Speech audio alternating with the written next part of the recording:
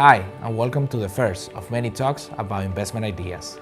My name is Jordan De Los Santos, and I'm here with Antonio Velardo from Real Capital Caribe, and we are going to talk about the opportunities that we find very interesting for the investors around the world. Antonio, how are you? I'm fine, thanks. Great. Antonio, what can you tell us about Real Capital Caribe? Real Capital Caribe is an investment company that source and locate investment opportunities around the globe, around the world, and it looks for assets that are they have low volatility, a great possibility of appreciation, and a stable and constant cash flow during the years. And we locate those investments, and develop those investments, and then pass it on to our clients, and we manage for them, so clients can invest in a passive way in those investments and have constant cash flow coming in their portfolio. That's what we do in general. Good. And how do you pick those places? Because it is a big world right now. Yeah, we have very sophisticated and complicated data set which we process. Okay, so when we talk about data, we first of all have a way to understand what sort of data to use and how to validate those data. When we have these informations, we process them according to an logarithm or according to an equation, okay, which will consider different factors. For example, some of them could be the interest rate, the debt of the country, the possibility of the country to grow, the GDP growth, it's for on. Anyway, we don't only look at these things, we obviously understand referring to that particular asset if the law and the political situations of the country, could guarantee our clients. For example, in the case of Dominican Republic, we have a country which has a big track record of safety when it comes to ownership of land, real estate. That's what we're doing here. Debts, for example, also. So once we covered the due diligence about how safe is to hold asset in that particular country, and there is also the matching with the criteria that we have established, then that's where we move then on and start to buy things. And Antonio, what have you done for your clients so far? What can you say that you have offered to your clients in the recent years that you think is beating the market with it?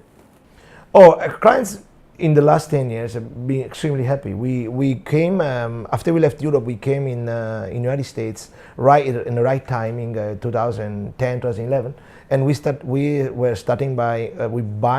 buying real estate owned properties and short sale, foreclosed property by the bank, rehabbing them, and in a time where the assets were very low, and those assets were performing, between 8 and 12%, sometimes even more, constantly, okay, during those years. And meantime, they had a great capital appreciation. So most of our clients, when we actually told our clients to sell in 2016, most of our clients are extremely happy. They made 3 or 4 times their money, and meantime, they had already paid the property because the dividend was really, the yield was really high, and they invested very happily in a new market. And talking about you, what is a good yield for your clients? Well, my clients are looking to outperform inflation, okay, of 3, 4, 5 points. So we usually generate stable investment, which should be around between 7 to 10%. Ideally, our clients are looking for at least 10%. Obviously, as long as the risk itself is manageable, and our clients are really, our investments are really low risk. You have a property, you have a loan backed by assets which are worth more money than the nominal loan itself. So clients ideally looking for 10%. We always almost provided them that kind of yield. Usually the least that they usually get is 6.57, and they're quite stable. So they're really happy with that. And what about the assets? Where do you have it right now? Where are you locating your assets? Yeah, if you talk about the current asset we're having, after we left the States, we came to invest in the capital of Santo Domingo. We have 2 hotel. One is under construction, one is already built and performing. The one already building is, and well, both of them are in the best area of Santo Domingo. It's the area where all the embassy is, the economic heart of the capital and of the whole country, really, because the capital is in Santo Domingo. I mean, in the Dominican Republic is the one that absorbs all the business from all the country. It's the best area of the city, and is a new properties. It's a condo hotel, new project just built. And they're producing, depending when clients bought the unit, but clients that bought in the beginning are getting 11-12%, and the clients that bought later on stage are getting anything between in the process of constructions, like at the end. Some of them bought a bit later on. They obviously with the price increase, they probably getting anything between 8.5 to between 7.58 to 9%. So they're really happy, and actually rates are increasing. And our occupancy rate is very high. So we are, I think they're performing really well. And why hotels? Why in the Dominican Republic? Yeah, that's very interesting questions, and I'd like to take time to explain the process. What happened in the United States, with our investments were performing really great due to the timing that we actually had investing the right time in this kind of asset, in like single family homes which are foreclosed and owned by banks. And what happened is the cash flow was good, was very steady, was very high. But even if we rehab the house and if we did an amazing screening, very thorough screening on the credit side to understand to which clients to lease, which tenants to lease the units, we had sometimes a little, we always try to improve our company, to do things that will improve our process.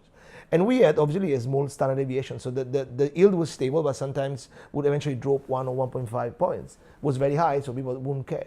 And the main two factors that made our, sometimes our performance, losing 1 or 2 points, was due, one, to the fact that the property, even if it was fully rehabbed, still was old, so it made the piping system that could need change, or air condition falling, and things like that. So you're always reinvesting money to so maintain you have the to, property. you have a capex that need to consider that could eventually drain part of the profit. If you have 11.5, 12% yield, you lose sometimes 1.5, 2% out of it. People are still very happy. They were, but we thought how, and then there was a tenants. There was an issue with tenants. We were investing in mostly blue-collar area. And in those area, even if you do a very thorough screening, you understand the credit, you try to select your clients in a very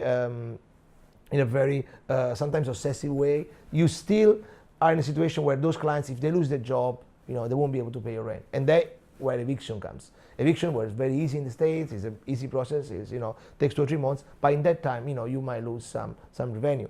So we thought how we could optimize that, how we could find assets that do not have, they perform really good yield, but at the same time do not have the risk to, just to have the standard deviation, which is really, we don't have much movement. So, exactly, volatility. So, and we understood that, for example, the condo market in the States, the one that are, I don't know, in Brickell, for example, Miami, and then in the city, the client property will not suffer, any kind of maintenance issues like the house, because they were newer, okay?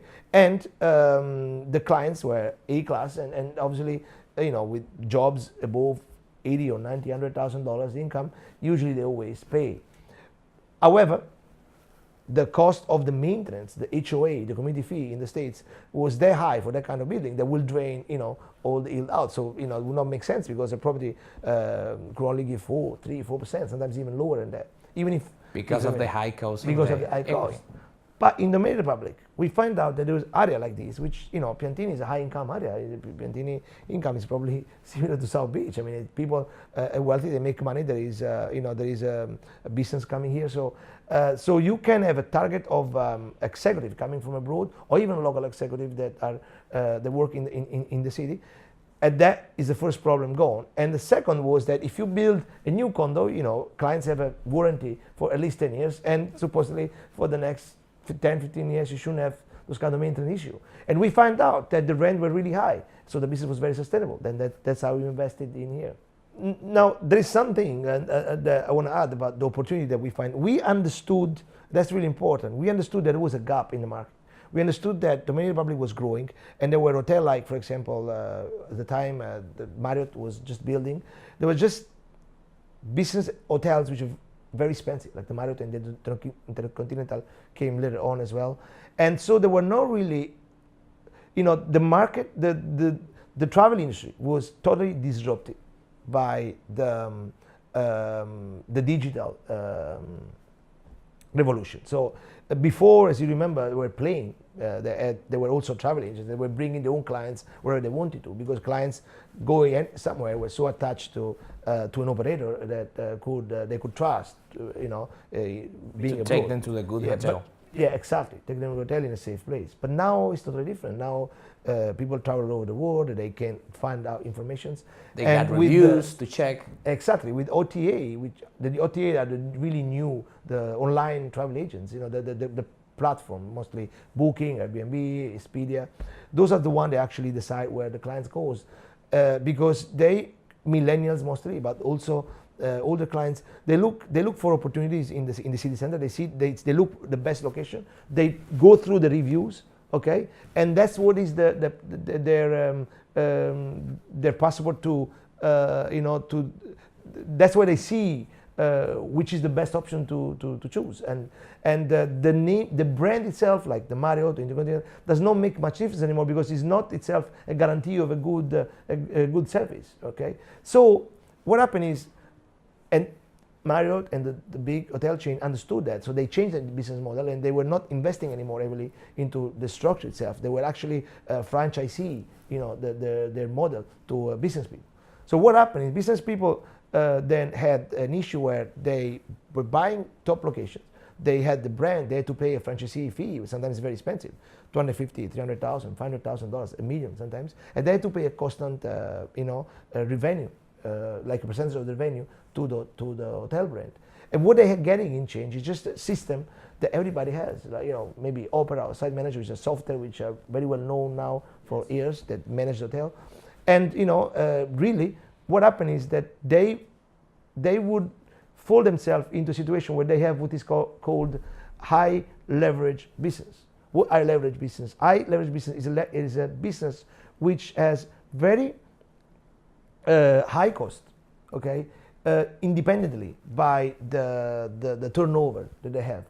So the cost is connected more to the structure itself than not to the flow of people coming in. If you go to the Marriott, does not really in the city center, like in the Blue Mall, does not really matter if they have 100 or 1,000 people. They will have almost the same kind of cost, because they have the lighting, they have the infrastructure, they have the people they have to pay, and things like that. And that means that to have what is called in the industry contribution margin. Contribution margin means after the fixed cost, how much I can make for each room. You need to set up your fee really high, and versus, if you want to keep happy the investors, you gotta give a really high rate.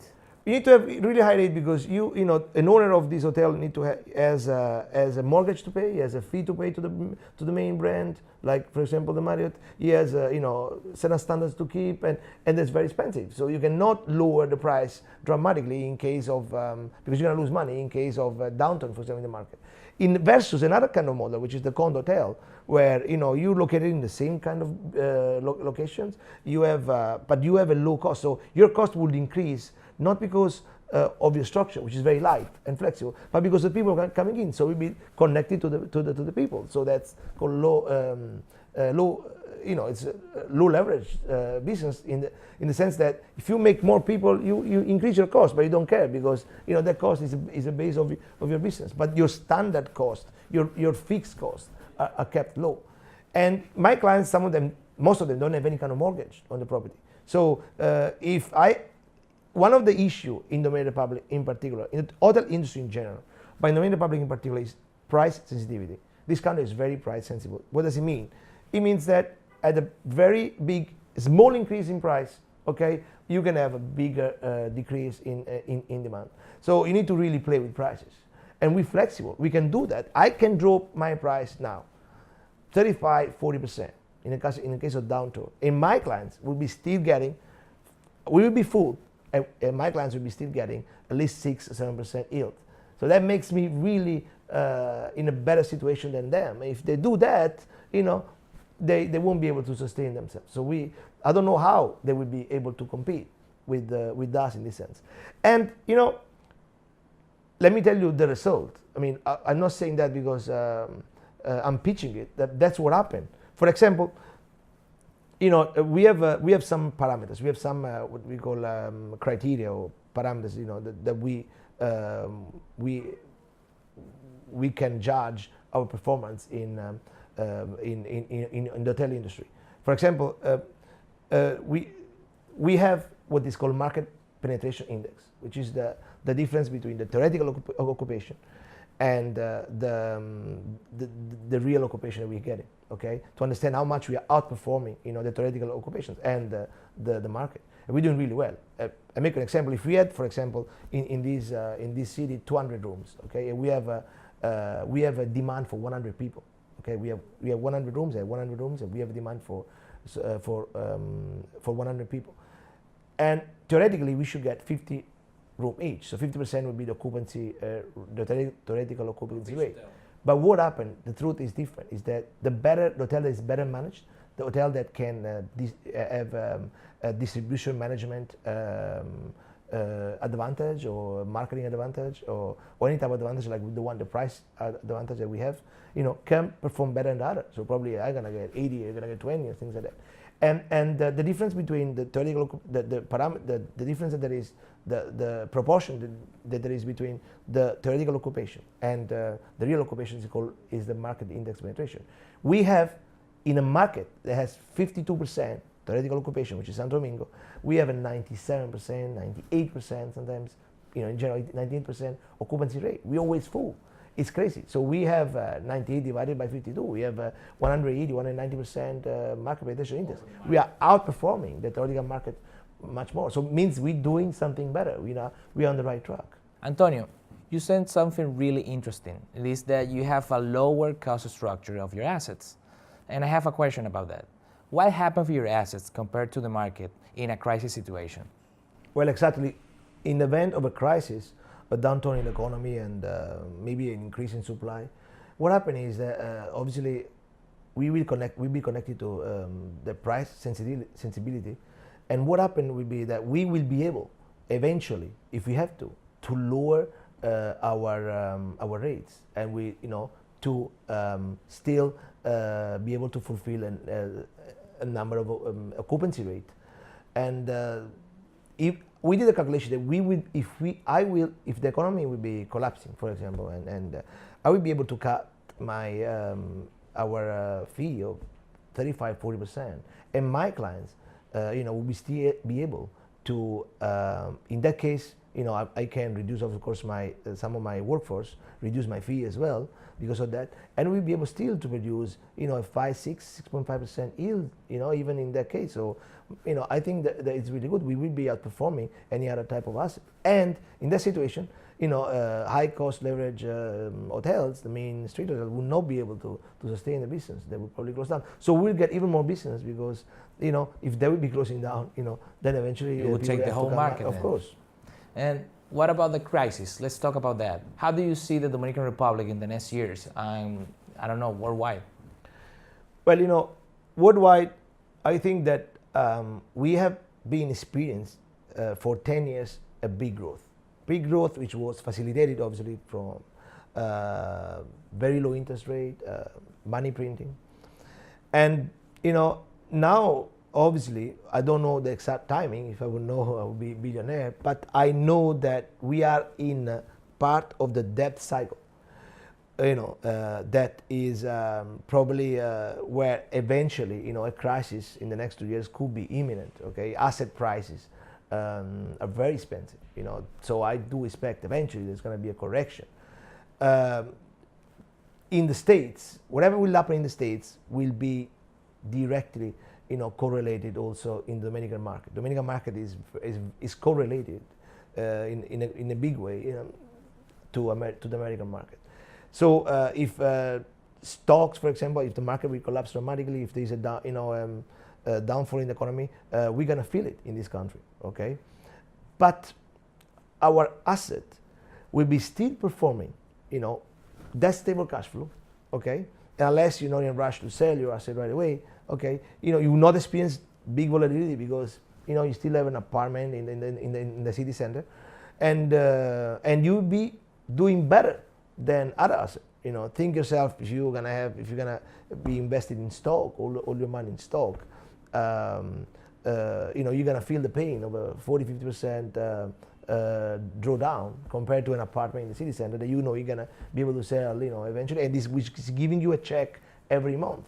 Okay, no comparison. I always say to my clients, if you're looking for a quick get rich quick scheme, or to buy something and to sell it for 100 times more, I'm not the kind of guy you have to call, because I don't have that kind of asset.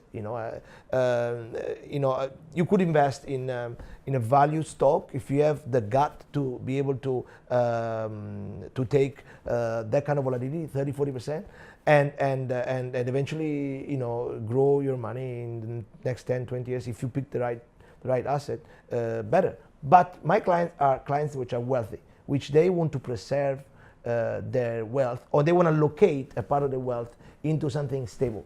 Okay, they say, hey, of course we could invest in stock or in other assets that have a greater potential eventually. Okay, but those assets we need to take a big hit one day, and we need to be able to cope with it. Some people are not able to cope with that, and that's where they make mistakes and they sell in the wrong moment. So the type of wealth they give to us, or they invest with us, is people, or is a portion of their wealth where they say, I want to sleep at night. I'm going to have an apartment there. Every month I'm going to get my check. If economy goes great, my check's going to grow. If economy goes bad, it's still a good check. Okay, and eventually this asset will be able to be resold, in a good market for much more than I paid for. And that's what we look, and that's what my clients are. So I think compared to the others, we're gonna be better. But when there is a crisis, and everybody somehow will get hit.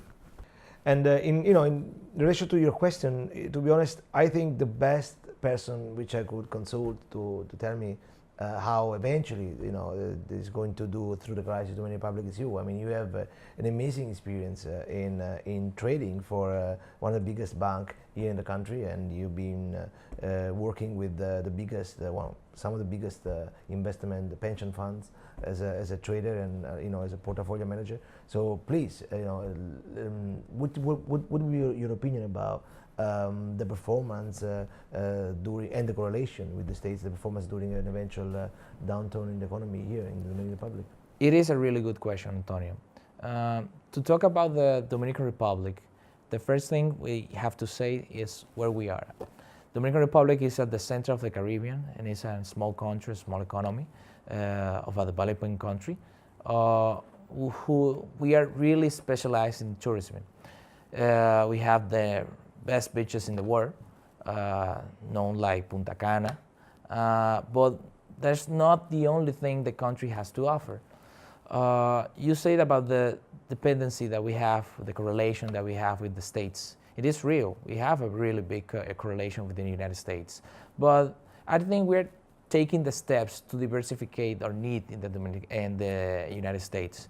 Right now, there is the recent months, the Dominican government has signed a U.S. treaty, a commerce treaty with China, which is going to make a real good channel for new investors to come, and not only invest in what we already know, or what we have been known for, which is the tourism.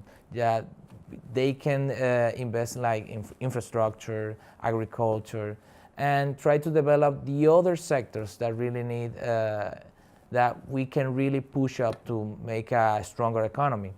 And something really important about that is not that only those treaties have been signed, but also the investors are starting to believe in that we are making the right choices as a country.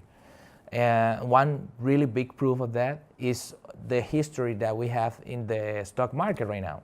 In the couple of years, we have made real good issues, placements of debt, that goes from 5 to 10 to 15 or 20 years.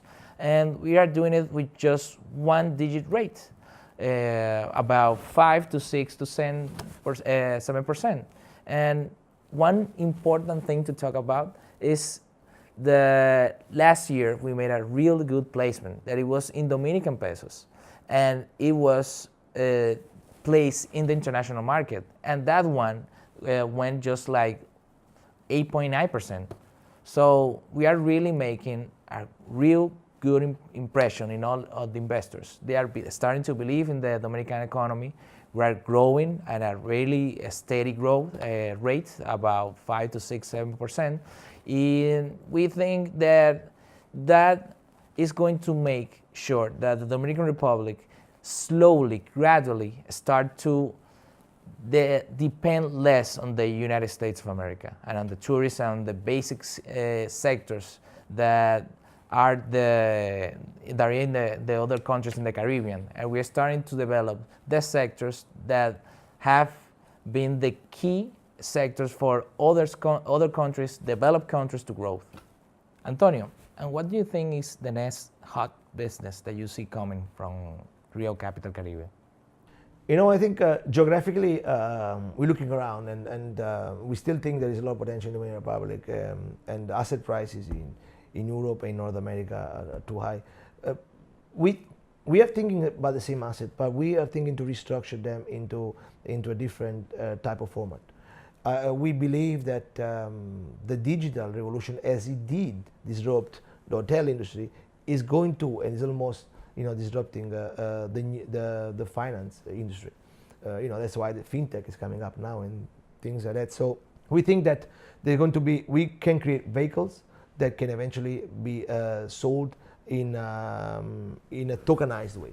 Okay, so you could buy. Think about it. Many clients tell me. If you say tokens, do you mean blockchain technology? Yes, of course. I mean blockchain technology. Security token offering, for example. Think about, for example, you know how many clients constantly ask me, Antonio, please, I'd like to buy another 2 or 3 units from you. Or maybe some people want to buy an extra unit, or 2 units, but they don't have the money. So they can only buy one, or they can only buy, sometimes they don't reach the minimum budget to buy one.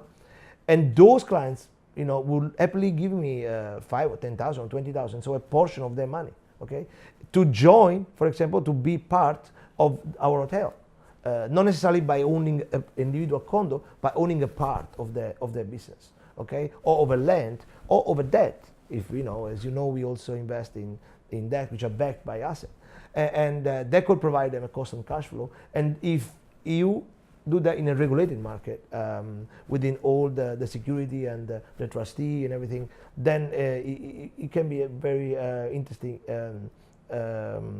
vehicle of investment. And we're working on that, and the market is still not mature, but it's going that direction. So I think in the next few years, that's what's going to happen.